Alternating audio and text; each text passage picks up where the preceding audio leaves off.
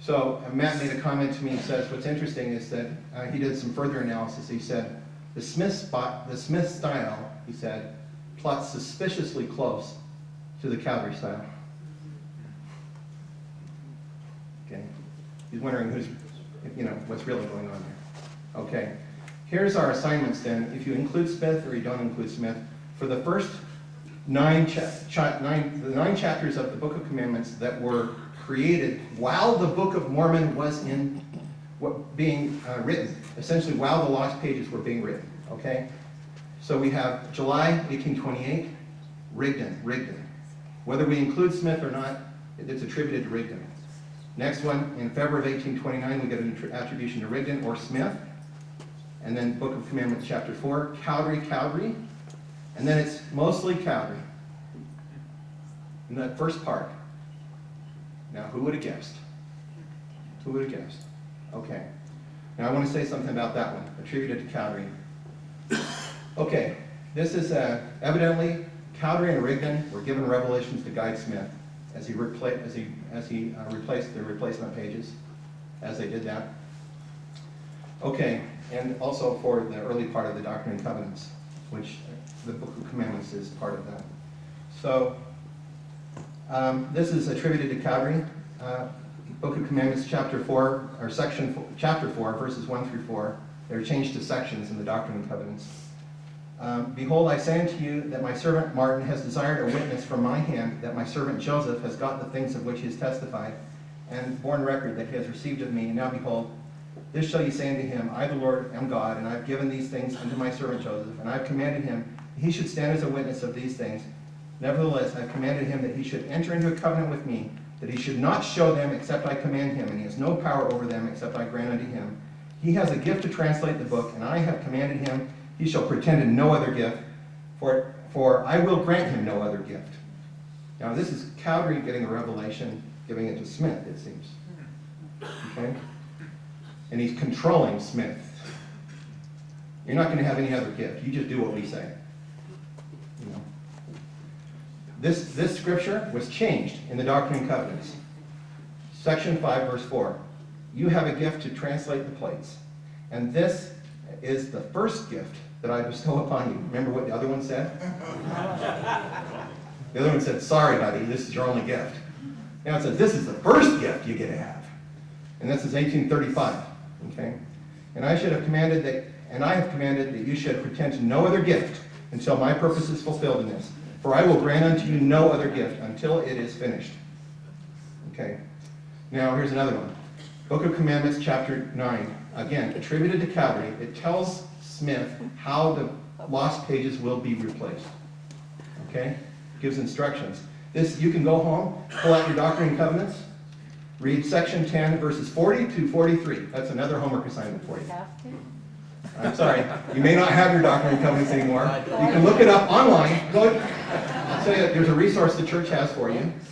It's the online scriptures.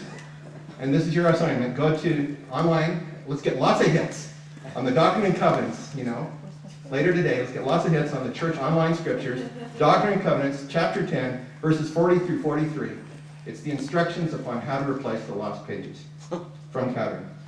So who added the visit of Christ to America? That's the last thing I want to say today. And it turns out we have a pretty strong Elver Cowdery signal right there.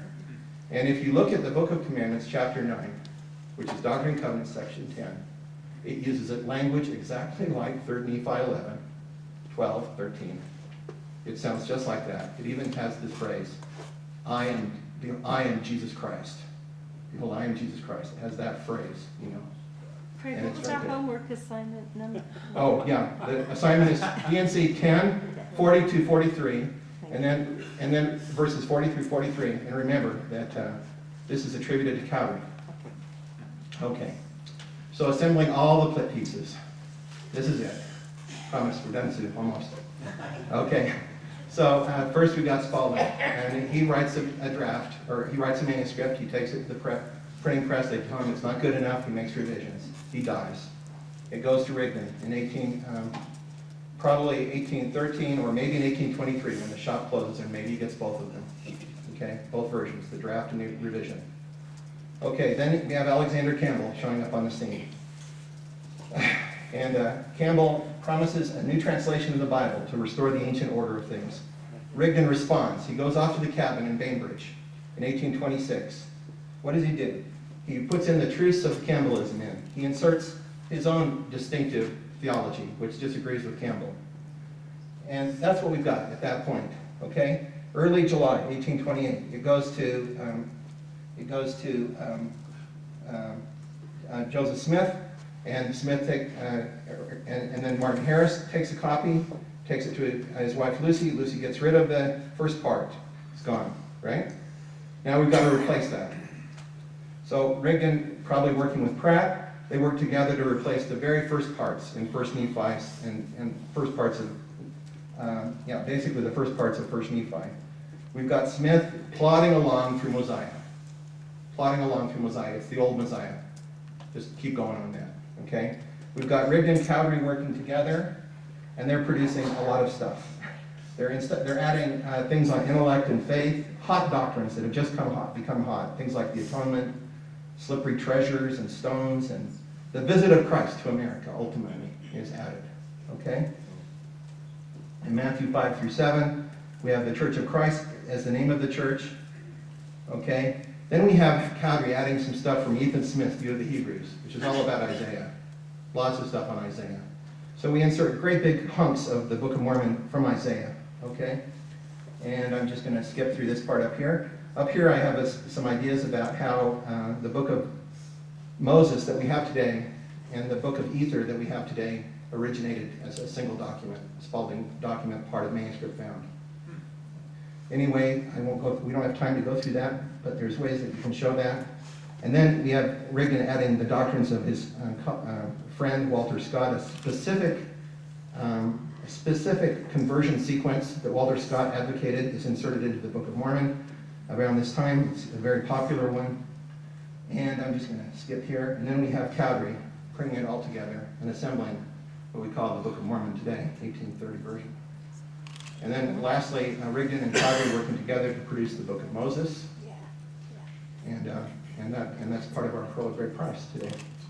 And so how does this theory stack up? Well, I think it has parsimony in the sense that it's complicated, yes. But it has to be complicated to explain the evidence. And it's not more complicated than needed to explain the evidence. That's parsimony. Explanatory power, it explains a lot.